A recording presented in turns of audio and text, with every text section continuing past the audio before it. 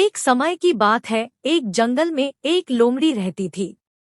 उसी जंगल में एक बड़ा सा तालाब भी था जिसमें सारस रहता था। लोमड़ी अक्सर तालाब में पानी पीने जाती थी और धीरे धीरे लोमड़ी और सारस में दोस्ती हो गई।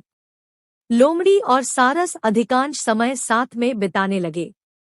लोमड़ी बहुत चालाक थी और अपनी चतुराई से जंगल के दूसरे जानवरों को मूर्ख बना देती थी, जबकि सारस बहुत सीधा साधा था और जंगल के दूसरे जानवरों के प्रति उसका व्यवहार बहुत ही अच्छा था।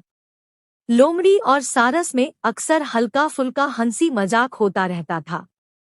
एक दिन लोमड़ी के दिमाग में सारस को बेवकूफ बनाने की बात आई।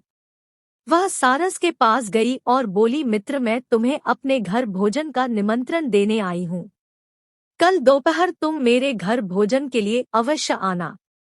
सारस सीधा साधा था, उसने बिना कुछ सोचे समझे हाँ कह दी और दूसरे दिन समय से लोमड़ी के घर पहुंच गया।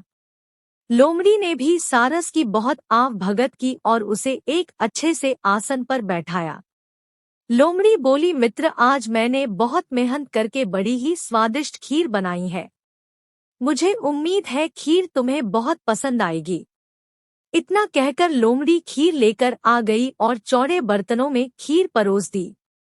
चौड़े बर्तनों में लोमड़ी तो खीर अच्छी तरह से खा पा रही थी, किंतु बर्तन चौड़ा होने के कारण सारस अपनी चोट से खीर से नहीं खा पा रहा था। कुछ ही देर में लोमड़ी ने सारी खीर चट कर दी और सारस देखता ही रह गया। खीर खाने के बाद लोमड़ी सारस से बोली, मित्र, क्या बात है? इतनी स्वादिष्ट खीर होने के बाद भी तुमने खीर नहीं खाई। सारस लोमड़ी की सारी चाल समझ गया था।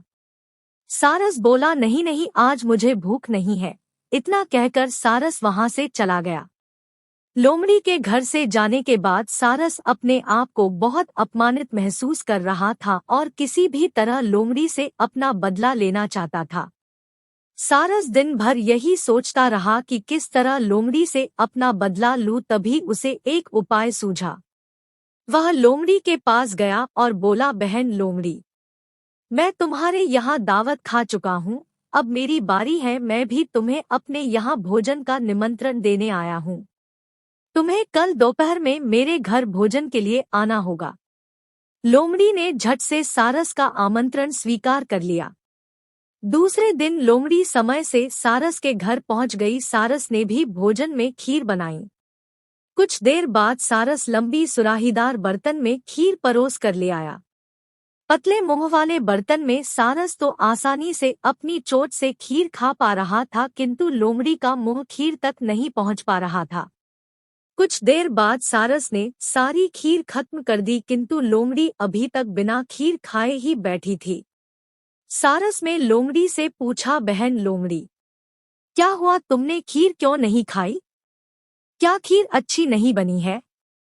लोमड़ी समझ गई थी कि सारस अपने अपमान का बदला ले रहा है और लोमड़ी को अपनी गलती का एहसास हुआ।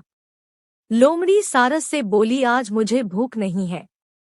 इतना कहकर लोमड़ी वहां से चली गई। शिक्षा। लोमड़ी और सारस की कहानी से हमें शिक्षा मिलती है कि हमें कभी भी किसी का अपमान नहीं करना चाहिए।